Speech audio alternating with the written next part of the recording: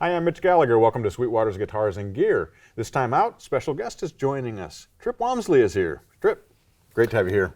Great to be here. Bassist extraordinaire. I'm just loud, but thanks. And composer as well. Oh, working yeah. in a wide variety of different musical genres. Yeah? Yeah. I'm doing another bass record right now, and it's usually the worst thing you can do is announce your intentions to record a record, Right. but I'm actually almost finished with it, so I can do that. Nice. And it's not typical of anything I've done before, but it does have groove. It does have groove, so you can sink your teeth into that, but it's going to pull into some new territory that I've been wanting to go. Nice. And it's going to be a lot of modal composition, and perhaps a tad of microtonal stuff in it, and a touch of analog synthesis. So I'm really excited about exploring that. I just got into analog synthesizers. Wonderful. So I can get those nice, the anomalies that happen with, regular oscillators and filters and things of that nature. Right, that organic kind of a thing. It's very organic, even though it's electricity. Right. So your music in the past, some of your previous albums have been called ambient jazz. Are you moving away from that, or is it incorporating some of those kind of things? Well, I've never considered myself a jazz musician because it's just, but I always cast my lot into rock and roll. But in rock music, especially in the current state of things, it's kind of like, now I can't say this as a a blanket statement, but the rhythm section seems to be a tad uninteresting in modern rock. But I was a rock musician that can improvise. So I've actually started studying more jazz, but they called it jazz because it didn't have any vocals on it.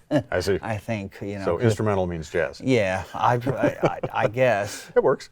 But on the new record I'm working on, it is going to have some jazz on it. So is it an ensemble record, or are you doing it all yourself? It is an ensemble record, but most of the instrumentation is me with scattered guests, and I'm doing it with a couple of drummers, and I've been composing things where, in other words, that's that old adage of not being too busy. So I decided to compose a bass solo, and it's going to be a drum solo at the same time that the bass is taking the solo. In other words, everybody solo. Right. And if it interests nobody but me, that's okay. I don't, it's like I'm not expecting everybody to go, yeah, man, that's great, I can dance to that. Right. Music is, sometimes the music has to have no other purpose than itself. Sure. You've said before in interviews that what's important to you, maybe not the overriding importance, but an important aspect of the music is the intent and the spirit behind it. Yeah. Is that what you're addressing here? Can you expand on that a little bit? Well, the intent for me is I started going back to the fretless bass because, in a way, you can tune your thirds and your sixes, and you're kind of adapting to something that appeals to the visceral lizard brain as well as to the intellect. So in other words, you're tapping into kind of the harmonic series as it exists in nature, and people really respond to that, much like a human voice that isn't auto-tuned. Say on the old soul records, they're not always in tune, but it just makes you feel good. And that's kind of what I'm going back to, an organic vibe, but I'm combining some electronics, but it's organic electronics. If that's perhaps an oxymoron, but it moves me. So are there challenges then if you're working with that tuning to the harmonic series and making sure all your intervals are tuned, working with other instruments that can't be tuned that way, or that Correct. So in other words, I have to play my thirds out of tune if I'm playing with another guitar player. Now, if you're playing with somebody who plays slide, they'll adapt to you whether they know they're doing it or not, because that's just kind of the nature of the way it goes. And a lot of times if you're playing with a trombone player, they'll do that as well. Sure. Now, but if you're playing with any kind of piano player or anything like that, then it can get a little bit wonky with the piano. But it's just another place to go. Right. Is it a challenge then for you to transition from working just intonated versus equal tempered? No. And so you don't find you have to readjust your ears as you're working? No, it just does. I don't know why. I can just do it, and I've always been able to do it. It's pretty weird. Right. Is that the big attraction for a fretless bass for you? That's the biggest attraction, because it's like when I play live, when I do a solo piece, I'm tuning the thirds. I'm tuning the thirds. Sometimes it's like the fifths will be slightly out of whack to get that kind of natural chorusing sound, but the thirds can be, and your sixes, your imperfect intervals, can start to be perfect. And people respond to it in a positive way, and they don't know why they're responding to it in a positive way. Right. And I mean, it's kind of a deep discussion. I mean, it's like if you go into the research of music theorists and things like that, boy, you can spend hours of your life just trying to, ponder the math. Sure. And all the different tuning systems that have existed through the centuries. Yeah, I after my dad passed away, I got his. He was a band director. I got his strobe tuner, and there's all these different tuning systems for pianos, and there's and for harpsichords, and I was like utterly enthralled by that, and I watched. It was on Netflix for a while, then it expired. Something called Piano Mania, about the master tuner for Steinway Europe. Okay. And he went into different tuning systems. It's mostly in German with English subtitles, but that was a mammoth thing, because the way those pianists that he worked with, their accuracy of what they heard and his accuracy of what he heard just blew my mind. And I said, that's what I want to be when I grow up. I want to listen like that, you know? Right. Those master piano tuners, typically they'll stretch tune the piano so that the intervals are more in tune. Is that a challenge for you to play with a piano that's been tuned like that? Because then the intervals are actually different as you move across the keyboard. I've never played with a stretch tune piano. I mean, usually it's just a regular tuning job. Right. Interesting. So yeah, I'd love to do that, but I don't have Michael Harrison's phone number. I wish I did. We'll see if we can find it for you.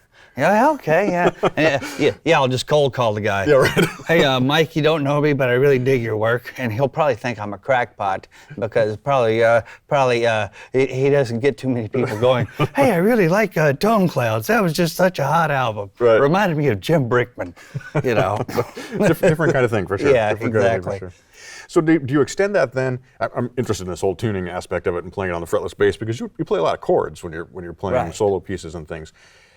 You talked about tuning the thirds and possibly letting the fifths chorus a little bit. What about the extensions then, when you get to ninths, 13ths, even sevenths? Are you tuning those to be more harmonically accurate? Sometimes I'm just in the heat of battle, and I hope it goes right. Now, when I'm recording, I'm much more anal about getting things to stack up just right. But sometimes it's the out of whackness that makes it a little bit edgy. Right. It's like that old recording technique of, say, you double a vocal on they did a lot on soul records, where they record another vocal pass and they put it in mono, but the other vocal pass is mixed in there a little bit and it's slightly out of whack, slightly out of tune with the lead. And when they hit the high note and it's slightly off, you just kind of go, oh yeah, and it feels good. And I think the fretless bass offers a lot of that. There's a lot of tension and emoting that you can create on a fretless instrument than you can on a fretted one. Right, right.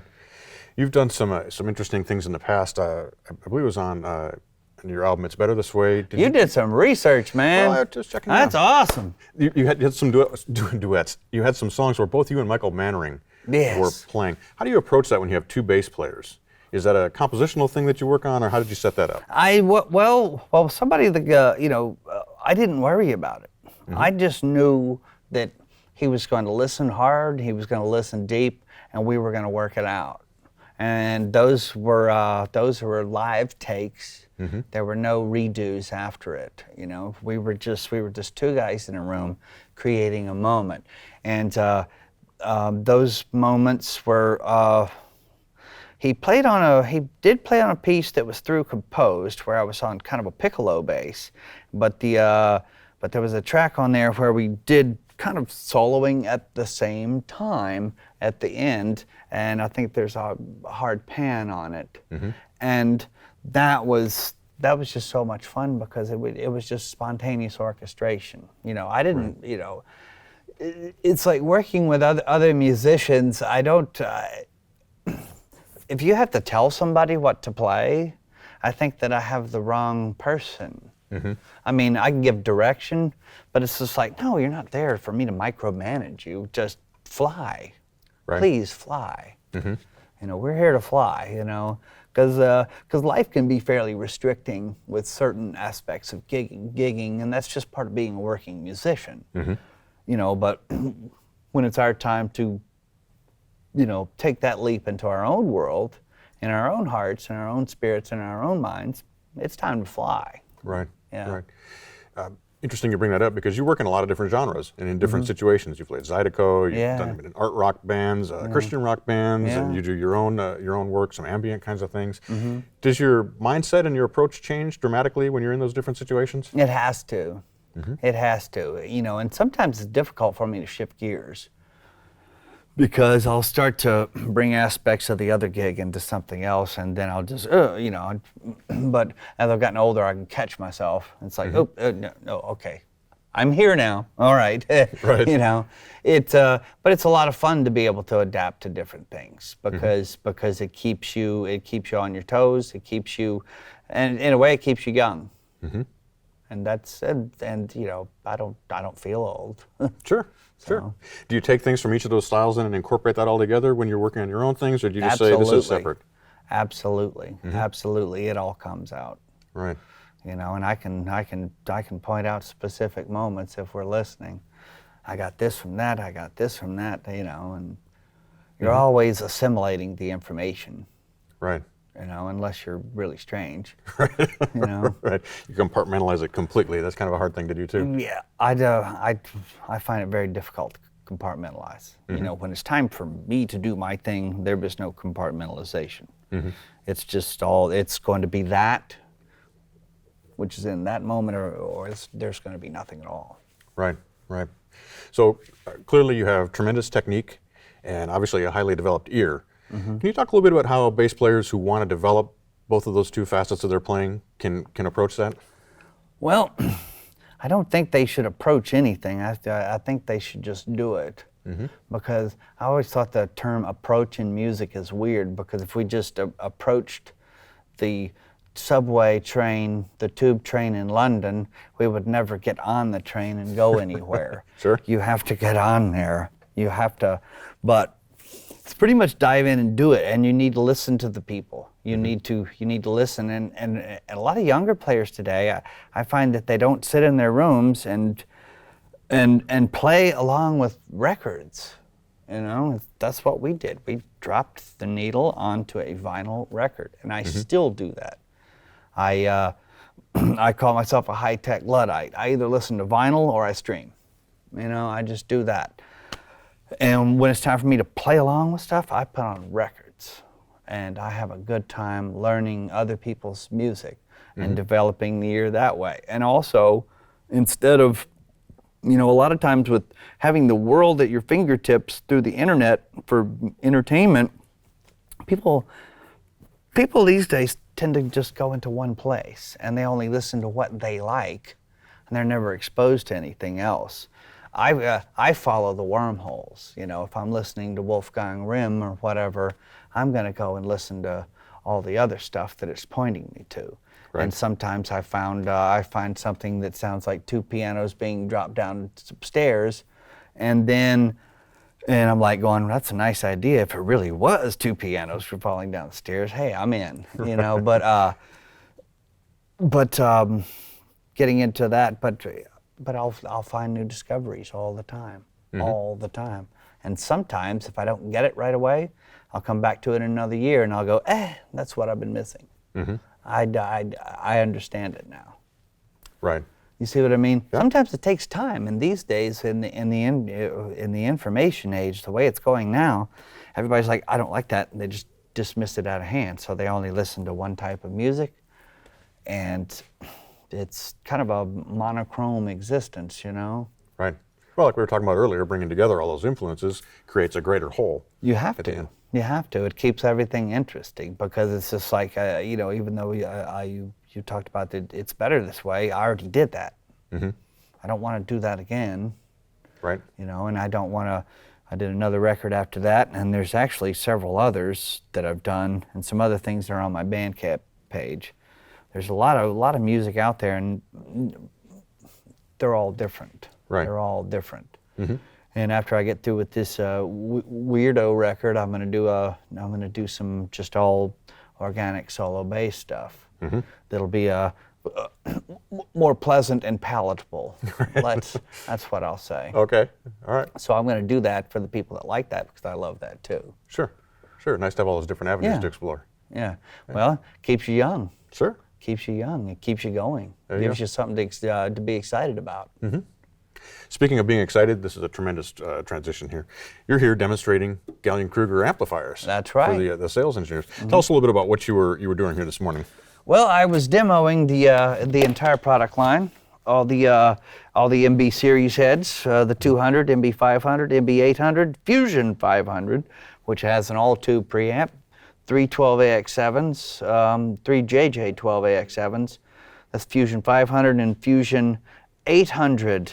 And I was also demonstrating the biamp capability of the 1001 RB into the 410 Neo cabs. It's got using a 4-conductor speak-on connector. You can get the separate amplifier that pushes the tweeter, and a separate amplifier, the big guy, that drives the 10s. So you can have a consistently clean tweeter response. Right. Yeah. And I've also demonstrated all of the MB line with my cup of water sitting on top of it over there, and those are lightweight, portable, and powerful combo amps. And I was demoing all of that, and I was helping out my friends at Lakeland Basses, helping them demo their stuff, even though I don't own a Lakeland. But overall, it's been a really fun day. Yeah, it was great having you here. You're showing off some tremendous licks. And yeah, Mitch, it was my pleasure. Yeah. Great tones coming out of the amplifiers. Yeah, awesome stuff. I tend to try to make the the demo pretty interesting and keep the comedy high. It was entertaining, and there was some laughter. Excellent. That's a beautiful thing, especially early in the morning, right? Yeah, right. Yeah, especially we got here at 7 o'clock. I was like, is anybody up at this hour? There's no way. We are. What are we, farmers? What is it? Welcome to Indiana. Yeah, exactly. Well, I'm from Louisiana, you know. Well, there you go. Got a lot of farm country down there, too. Sure. All right, man. Man, it was a pleasure. Thanks for coming in. Pleasure was mine. Appreciate it. Come back soon. Okay, I Love sure to have will. you back. All right. And thanks for joining me for Sweetwater's Guitars and Gear. I'm Mitch Gallagher.